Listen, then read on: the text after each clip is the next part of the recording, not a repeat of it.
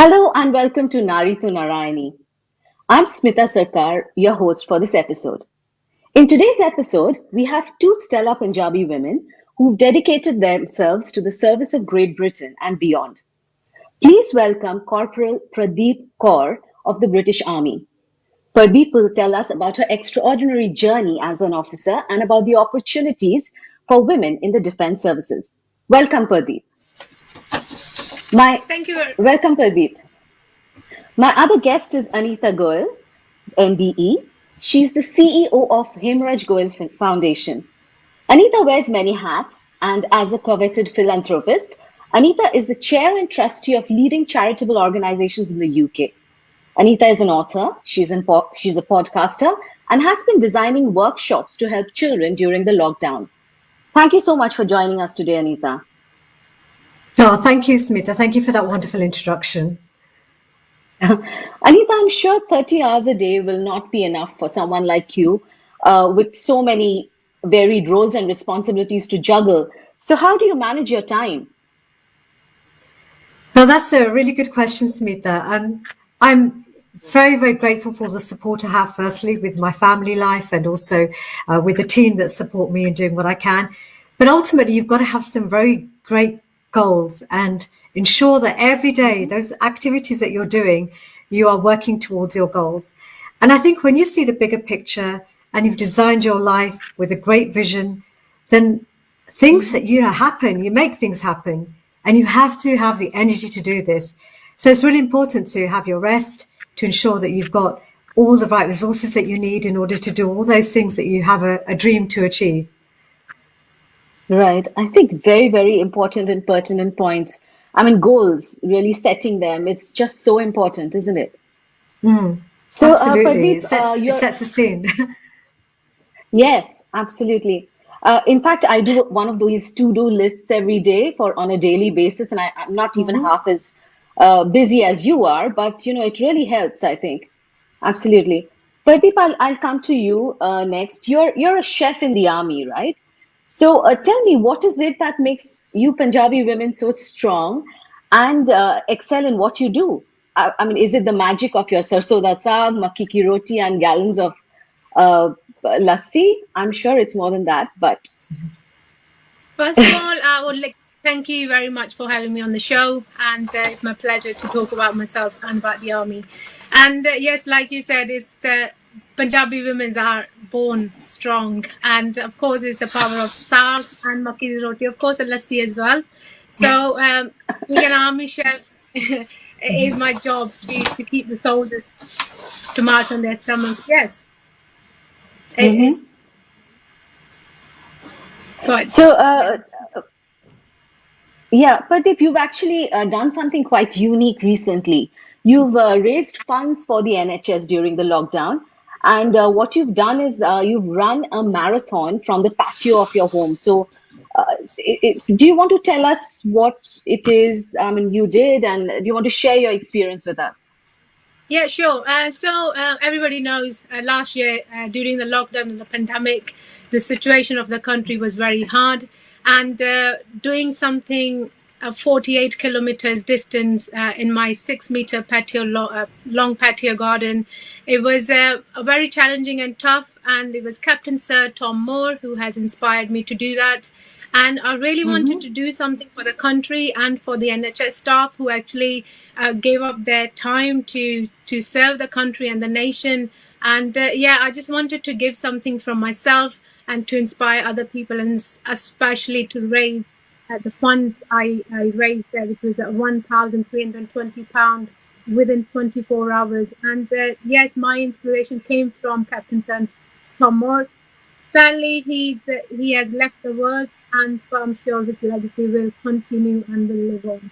So he was my inspiration to do that. So, Pradeep, if someone wants to do this from their patio and just run a marathon, raise funds, what is the way to go about it? It's all about up in mind, and it's all about dedication as well. And if you want to really do something for yourself and you want to really show what you are made of, so I'm sure just get out and go. Yeah, absolutely. I think it's so important that if you have the will to do something good, and you have the will to, make a difference. And I mean, you'll always find a way. Lockdown, no lockdown, social distancing, no social distancing. These Yeah, things don't it's really it's matter. it's all Exactly. in It's mind. just your will to One, do it. You find a yeah, way. yeah. There is a will, there is a way. They say that. So surely, if you want to do something, if you want to achieve something, you really need to get up and go. And I'm sure you'll be able to achieve. Everything is possible. Absolutely. Anita, I'll turn my attention to you now because you've done something quite interesting during the lockdown as well. What you've done is you've actually turned your attention towards designing workshops for school-going children, who have been kind of stuck at home for months on end because schools are shut, and there has been tremendous pressure even on parents and who are, kind of working from home and trying to juggle between um, managing their children and their work. So, what do these workshops do? Well, these workshops were originally designed to help children develop their personal social development and their emotional health, their mental health. And these came about around about 6 years ago. Vanish, my husband, and I, we decided that personal development was really important for school children to be able to access. And so I set about designing the enrichment experience in education. And we go in and we get some amazing workshop leaders deliver workshops around personal development. And it's all important now because, as you know, so many children's mental health, emotional health, social health is being impacted by this. And being at home, homeschooling is a real Homeschooling, challenge in yes. itself. Absolutely. Hmm. And I'm one of the lucky ones. My children have all graduated from university. But I really do feel for those mothers who have very young children and they're also trying to juggle their working life, working from home. There's lots of challenges, with schools, how effective teaching and learning really is. Are children really attending fully on homeschooling? And also the biggest challenge we have as a country is digital poverty. As you know, not all Hmm. children have access to laptops or devices, and data as well is another challenge. So the government have launched some Absolutely. great programs in order to support that. But my program is Hmm. it's designed to be delivered in schools. And of course, we Hmm. are thinking about how do we turn this into digital because, as you know, with coronavirus, we're unable to get into schools right now. But as soon as schools are open up, we are hoping to get our team of leaders to go in and really shift the mindset of young people so that Okay. they can really get the best for themselves in terms of setting their mind to achieving the best they can now in the circumstances that they're Right. in. Yes, absolutely. Anita, you come from an education background. I mean, you were an educationalist, but children's charities are also very close to your heart, right? You have been working very closely with quite a few of them in within Great Britain and outside. So, including Barnardo's, which is the biggest children's charity in the UK, right? So, do you want to talk about your association and the work that you're doing there with us? Absolutely. With delight. Bernardo's and I, we go back since 2017. I started supporting the FGM appeal, where I Hmm. had an opportunity to support the fundraising and raising awareness of this appeal. And we did lots of events in order to educate the communities.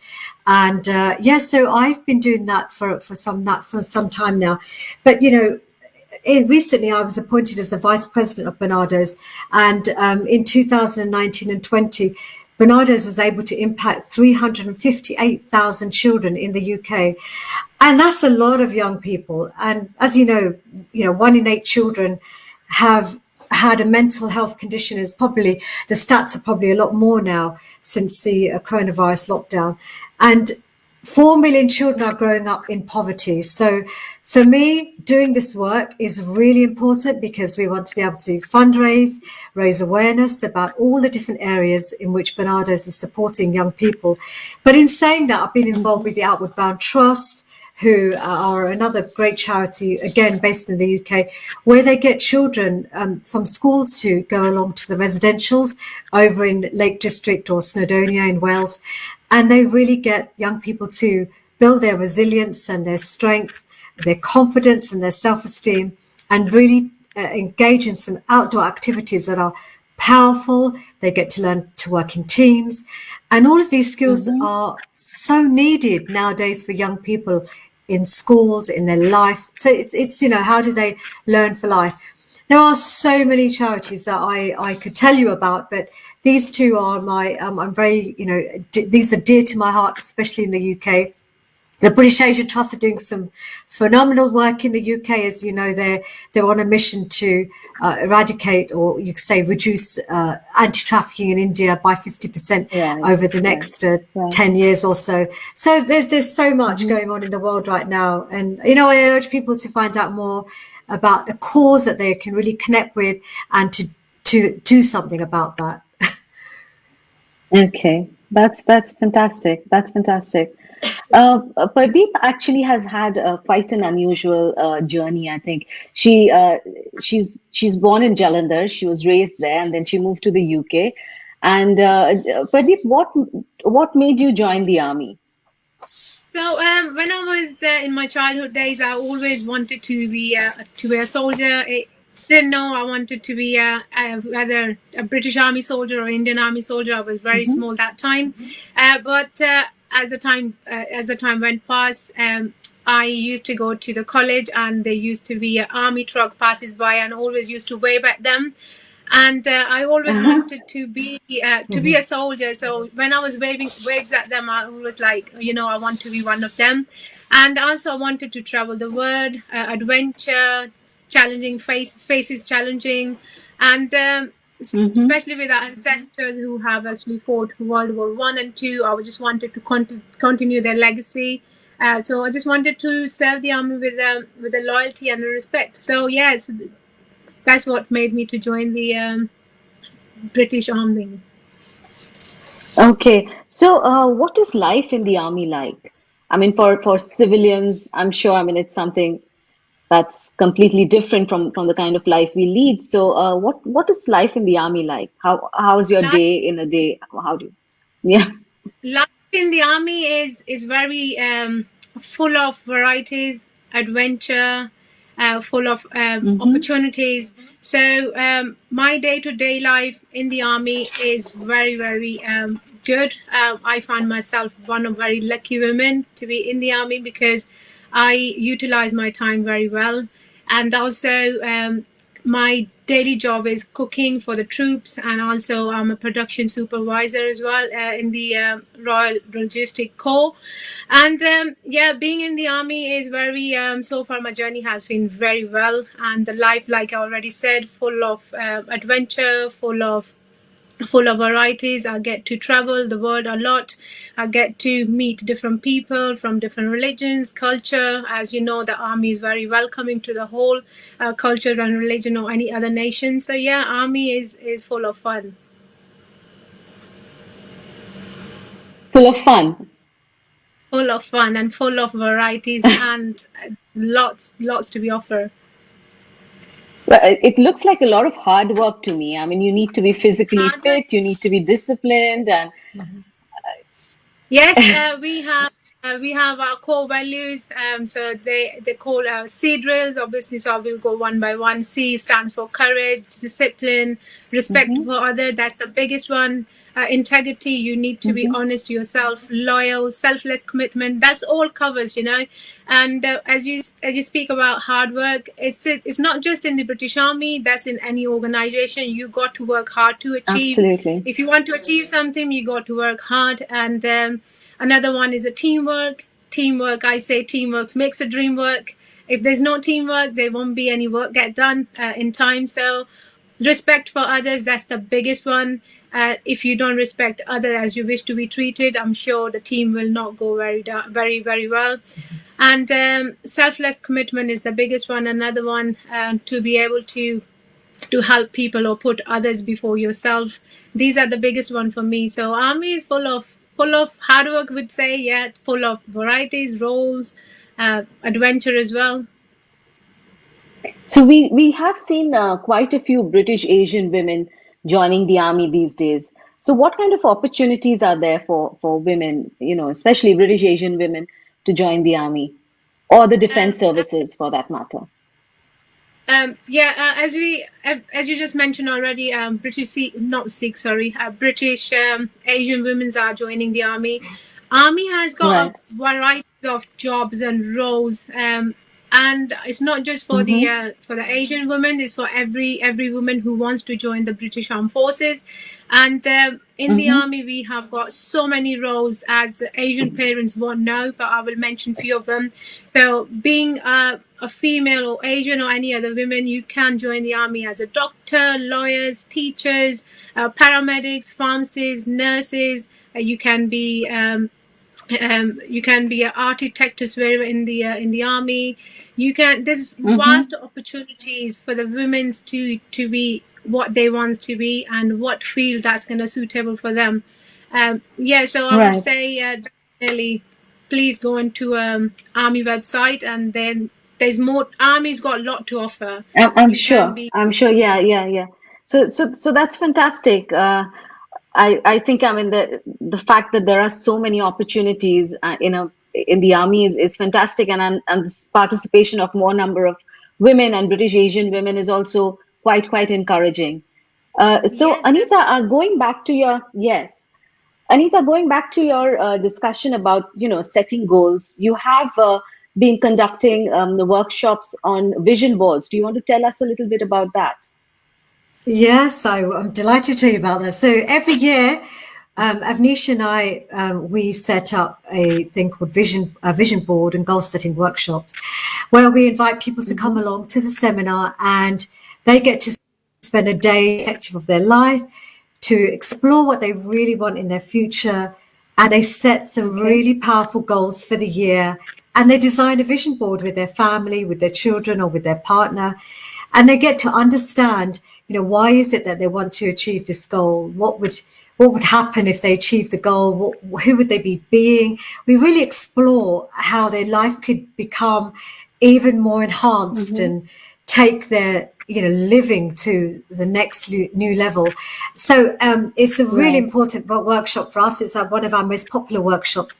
It's always done in January, and very soon we're going to be launching our YouTube, which will show how you can create your goals and your vision board, and that will be coming out very soon on our Hemraj Kaur Foundation YouTube channel. Awesome. So this year in Jan, you actually did it online, right? Because of social distancing and the lockdown. And I believe the response was quite fantastic because I had logged in as well. That's great. And yeah, so tell us what were the numbers like? How was the response? Yeah, it was amazing. We had so many people on the screens, and it was just such a unique way to do this. We had 1,000 people all together who I hope we've been Mm-hmm. able to impact and make a difference in their lives. Right. So, is this going to be something that you're going to try out next time? Because, obviously, the social making it online kind of makes it borderless also in a way.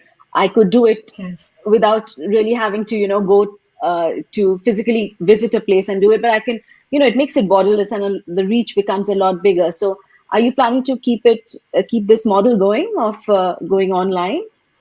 I think so. I think it's a great way to allow more and more people to access this material, and also to be more Mm-hmm. inclusive. So when you've got children as well, it's easy to have them in your home doing a workshop like this.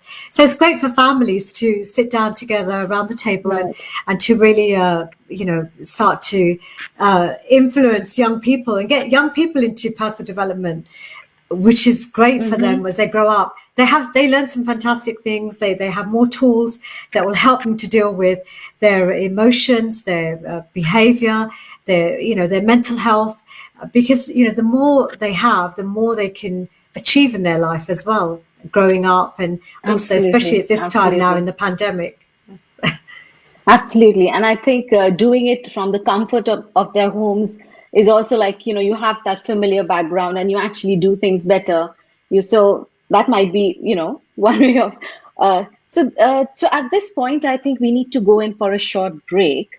But what we can, or maybe we can just maybe take one more question from, from Anita or I think we'll just keep this for after the break. So just stay tuned, because after the break we'll have a lot of other discussions. We'll talk about um, Pardeep and her mission, the UN, her peacekeeping missions in Kenya and South Sudan. So she's actually traveled to Africa with the British Army, and we'll discuss more about what she's done there. We'll discuss about Anita and her books. She's authored books. She's also, we'll talk about her podcast and a lot more. But just stay tuned, and it's all coming up on the other end of the break. So do join us then.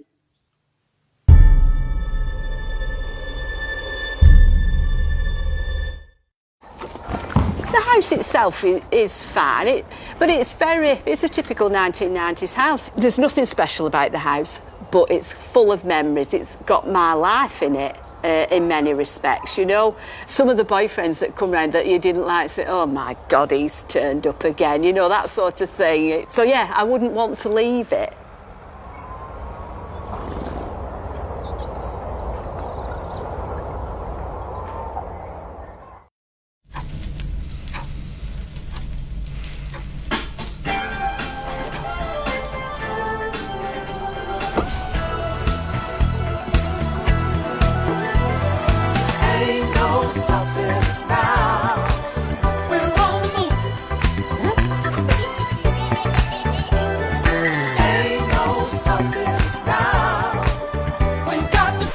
Rise, recline, relax with Oak Tree Mobility. Our March draws are just around the corner, and there's 4.1 million reasons to join in.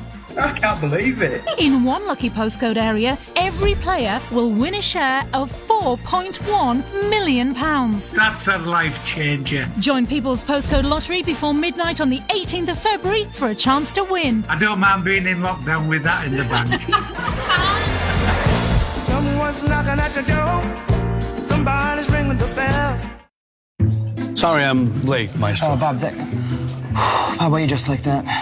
Well, the script said we should see a trendy version of De Niro, so here I am.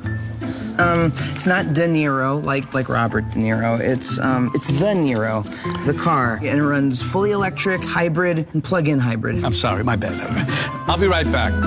The Kia Niro family, available as the electric e-Niro, self-charging hybrid, and plug-in hybrid. Kia, movement that inspires. It's for her. It's for him. Let's go. It's for them. If you aren't around. Life insurance from Legal & General starts from just £6 a month and could help support your loved ones financially if the worst happens to you. You'll also receive a £100 gift card after you take out cover. Life insurance. It's for them. Get your quote today. At Glasses Direct, try the glasses you like at home for free. Get your glasses your way at glassesdirect.co.uk. At LV, we love saving you money on your home insurance. So when you buy online with us, you'll get a massive discount of up to 25%. And to save you any worry, if something does happen, you'll get your own personal claims handler too. No wonder we're a Which recommended provider for home insurance. To see how much you could save, go to lv.com now.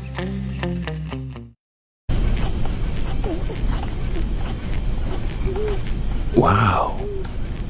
That's a low price. Shh. Low price. Amazon. Low prices anytime, anywhere. We have a responsibility to make the planet a better place to live in. And if that starts with me or someone else, it has to start somewhere. Morning. Good. Thank you. That's why we created a fleet of electric vans. Zero emissions is the way that we can reduce the impact we have on the environment. If we act now, we can make a real difference for the future. I'm Ben, an operations manager for Amazon.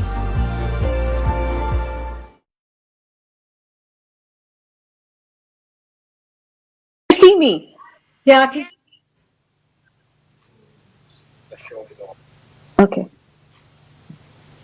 Welcome back to the next episode. Sorry, welcome back after the break. I'm sorry. In the first break, we had discussed quite a few things about Anita and Pardeep Kaul, and we basically heard their inspiring journey. So we go back a little more and talk a little bit more about their journey. Uh, Now, Pardeep has actually traveled to Kenya and South Sudan with the peacekeeping forces, and I think it's amazing to have an opportunity to do that because it opens up so many different opens you up to so many different adventures, the ability to serve people. So let's hear it all from Pardeep. Hello. Yes, thank you for the question. Very good question.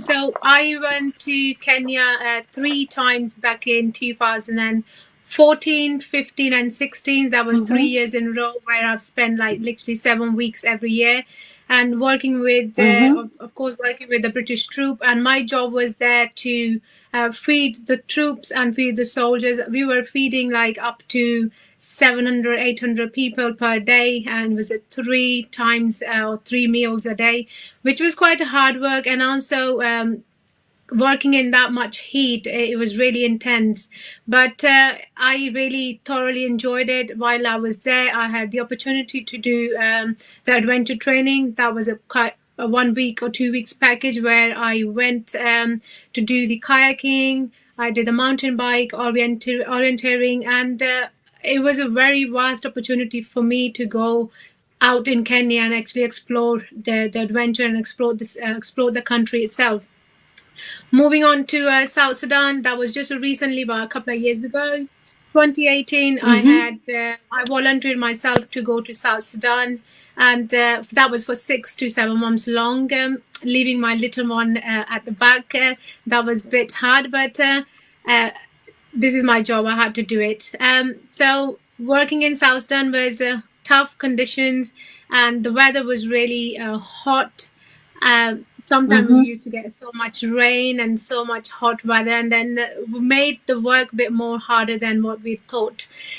Again, my job was there to look after the kitchens, look after the food, cook the food, serve the food, basically for the soldiers. I was attached to the 3-6 Engineer Regiment from Maidstone. So feeding about 500 to 600 people, sometimes it was less or more. Wow. The good thing was about South Sudan, I had the honor and privilege to meet the Indian Army, and I felt very kind of home feeling there. I used to get invited to the Indian temple there in South Sudan, where I used to go and keep practice my faith. That was another part of the tour, and also I had the opportunity to meet the journalist from UK. They went to South Sudan to visit the country itself. So that was my another moment to meet them. I actually cooked the food for them, and also the biggest one, what I really liked about my tour, I raised the money for Macmillan Cancer Charity, and by baking lots of cakes, and raised the funds of about 400 to 500 pound. And my journey has been so well, and I was very pleased to be in South Sudan and Kenya to serve with the British Army. And another thing was that's fantastic. There's so much to talk about when I went to Kenya and South Sudan, meeting the locals there and learning their language, learning Swahili, so I'll be able to keep up my communication skills with them. So if I need to get the job done, as we most of us know, Kenyan, they don't really speak much English. So that was my biggest, strongest point. I learned a bit of Swahili to come out with a kind of Swahili language, so I can be able to speak with the locals who actually were working for me or working for the other staff. And it was really good journey. So how long were you there? How long was this mission of yours? So my South Sudan mission was 6 to 7 months long. So we were doing rotations. Wow, that's a long time. Yeah, it was a long time. But within that period, I had, we call it R&R, it's like a leave. You come back to UK for 2 weeks. So I had a bit of time to spend with my family, and then I went back to accomplish my mission. So in Kenya, I was there for 7 weeks. So it was like, as I mentioned already, 3 years in a row, 7 weeks in Kenya, and then back to UK. And it has been a really good journey so far, and I look forward to So it many must more. be quite tough, right? You've got a young child, so you must be missing him quite a lot. You must be missing family. So when you said it's not, army is really a fun place, I was kind of quite sure that there were sacrifices that you have to make, and I'm sure it's not as easy as you made it sound, which is good. But you did miss home, right? And especially when during during the Yeah, transition, leaving your family behind for these missions. yeah, it's you have to be mentally strong, because it's I joined the armed forces. I knew it that is going to come at any point of my army career. So I took it up. I took the challenge. I knew I want to do it, and I wanted to meet different people, travel the world. And also, it's not I know I was missing family, but also the army, when you actually go away on these long tours, you get the welfare package, where they give you the SIM card. You can actually do FaceTime phones to your family, to your friends, and that was all available to me while I was there for a long 6 to 7 months. And by doing that, by FaceTiming my son, and the communication was there. So I think that quite made it really easy for myself, talking to my son over the phone every day, or talking to my family over the phone by actually doing the FaceTime. Army is there to look after you. If you do feel down, army is Right. there. They can reassure you, we are here. And yeah, it was good. It is like a family, isn't it? Army is like a family. Yep, it's like a big, massive family. Oh, great. So I'll ask you, Anita. Anita, you've actually supported several charities and their work, right? So it's across the board. And what are the causes that are closest to your heart? So and why are they so close to your heart? I have many that are close to my heart, but especially the ones which are around children. As you know, I was a teacher for 20 years, and I had an amazing career working in schools in East London and also in Essex. And I've been always inspired by the work that the charities in India, the NGOs such as Toy Bank and the Doorstep School Project. So our family foundation, Hemorrhage Gold Foundation, was set up 10 years ago, and we recently supported the Doorstep School, where we've now got our own school bus. Basically, this school bus goes around picking up children who are on the streets, who they're not engaging in school, they're working, they're earning money, they're very young, they're just disengaged from school, and this school bus gets them in, educates them for a couple of hours. And I had I had a great opportunity to go out to Mumbai to be on this bus with my two daughters and my husband, and to really give my daughters an opportunity to see how children are living in such poverty, how education is such a challenge for them. But it was so good to see that there is some great work going on in India with some of these charities. And, the educational side of things is something that really touches my heart each time. As well as things on anti-trafficking. Anti-trafficking projects are very, very difficult. When we go and see them in Mumbai, in Jaipur, and also in Delhi, always touched by the challenges, the difficulties, the hardships that these children are surrounded by, their living environments, and exactly what the NGOs are doing to support these children, to rescue them from their terrible lives and rehabilitate them, and to also prevent this from happening. So the projects are very inspirational, because what you get to see is these young children, especially the young girls, how positive they are, how inspirational they are in their lives. So that's very encouraging, I think, for me, because I think, God, that happened to you, and yet you're still smiling, and you're giving us so much courage to look at our difficulties. In fact, our difficulties in life are nothing compared to what these young people go through. And I think yes, that absolutely. always surprises me. And it's really important I go and do this work because I get a deeper understanding alongside my family as well when they get to go. And I think it's really important to get your children to see some of these projects as well. If you ever get a chance to go to see some of these projects and to involve your family, they get to understand your work more as well. And they also encourage you to say, okay, let's do something more. Let's do a fundraising event and let's do a charity event where we can raise more money so we can make an even bigger difference.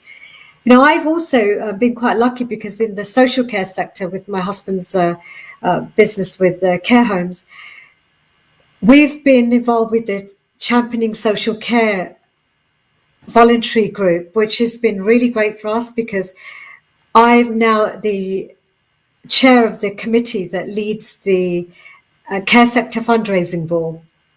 And this is something we've been doing for the last 2 years. This year's got cancelled, of course, and we've now postponed. Actually, no, last year's was cancelled. This year we postponed it to, and now we've pushed it over to next year, 2022, where we're looking at supporting Alzheimer's Society and Care Workers Charity. And that's a really big annual event for us, especially for the care sector. Social care is very, very close to us, and it's really important that we support Alzheimer's Society with the incredible work that they're doing with dementia research, with the communities, because communities have a really big part to play with supporting people living with dementia.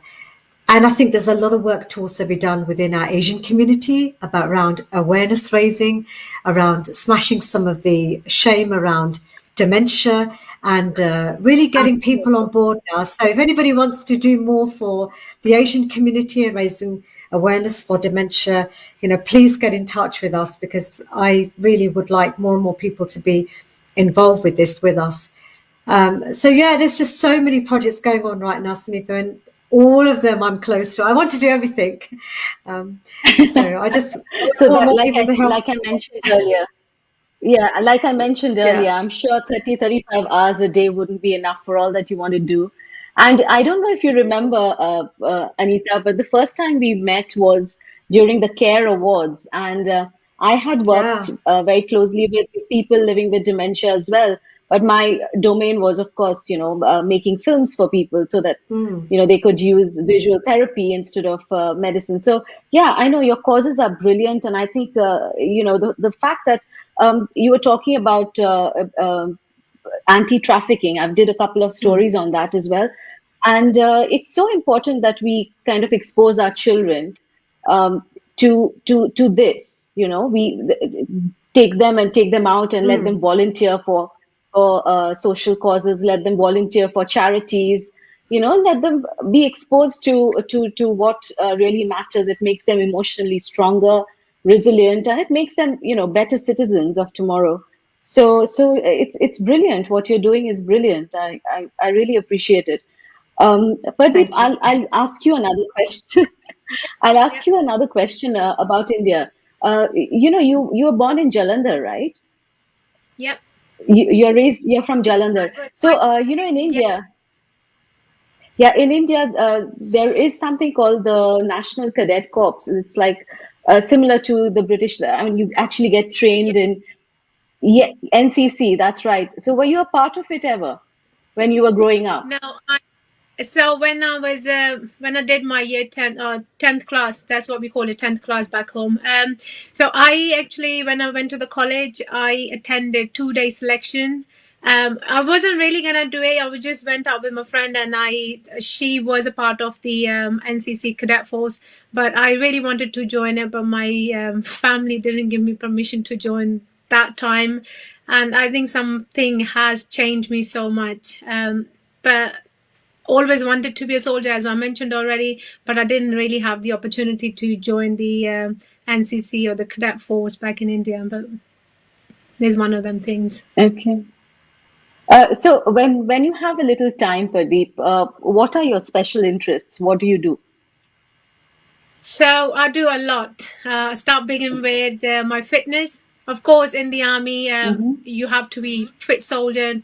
But in my own spare time after my day-to-day job, I go home and then I do, or sometimes I go to the gym or I just do running outside. Apart from that, I also do a lot of live cooking with celebrity chefs from India, from UK, from other countries as well.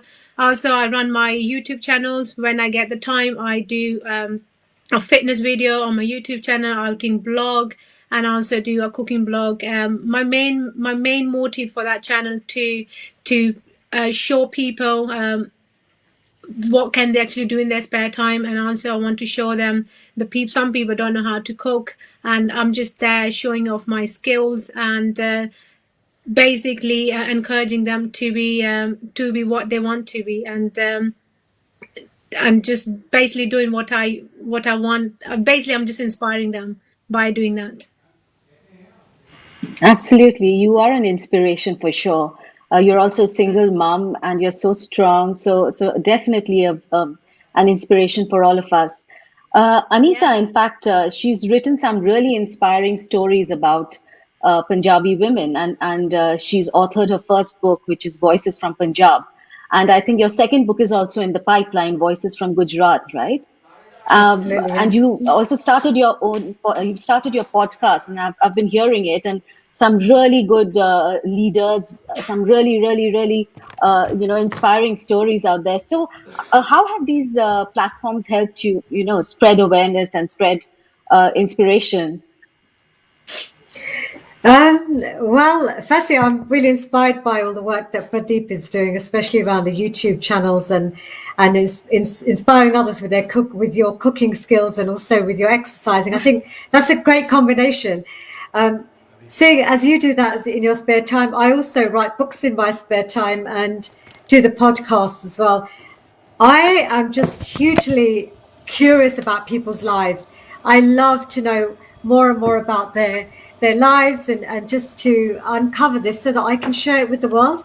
So when you write your books, you get to really explore some issues. And one of the biggest issues I've come across in my books is gender inequality, the challenges that women have, especially from British Asian backgrounds, and the all the barriers they've had to overcome in order to excel their careers, and to really to share with the world how you can take the powerful messages from these stories and use them in your life, I think. But for me, just meeting these incredible women was very uplifting for me. I learned a lot from their lives, and I also got to understand a bit more about my history, being from Punjab. My mum and dad are both from Punjab. My mum is from Moga. My dad is from Ludhiana. And I think it's really helped me to understand and appreciate how difficult life was back there in the 60s and 70s, especially in the UK, going to school and also in the workplace. Voices from Gujarat, again, that's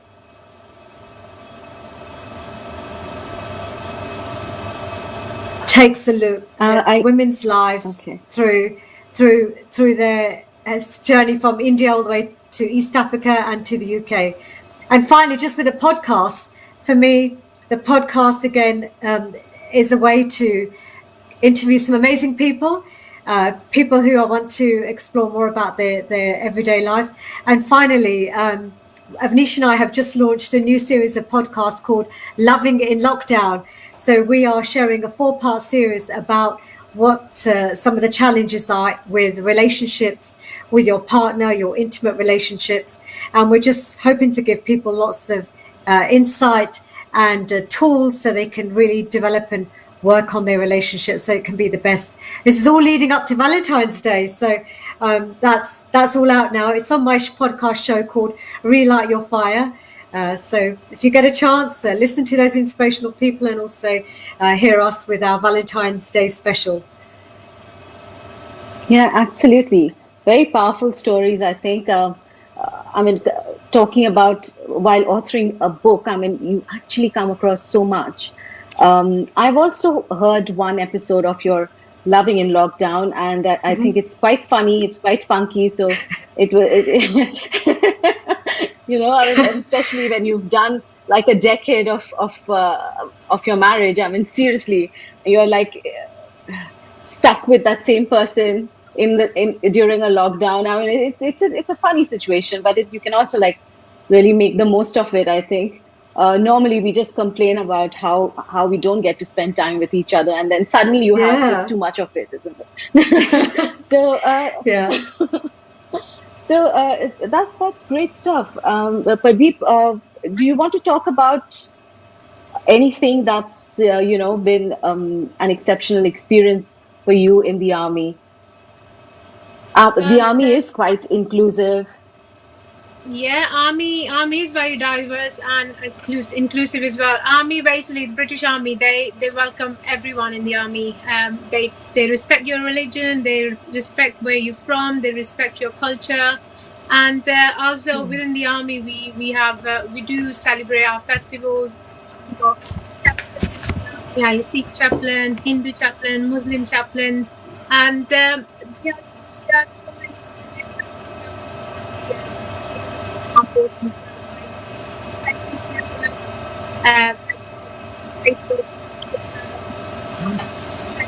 Pradeep, I'm sorry. I think we are losing your audio here.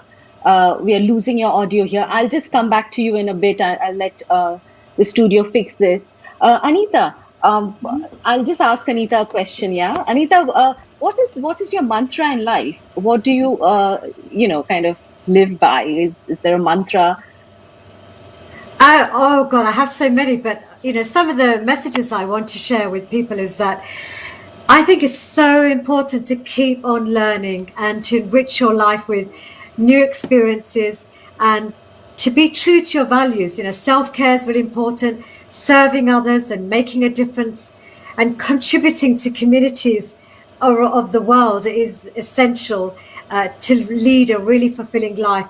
Keep moving forward with an open mind, authentically, with integrity, and encourage yourself and encourage others to be the best they can possibly be in their lives. And I think most importantly is evolve your life through personal development, because through that you can just live a really high quality life.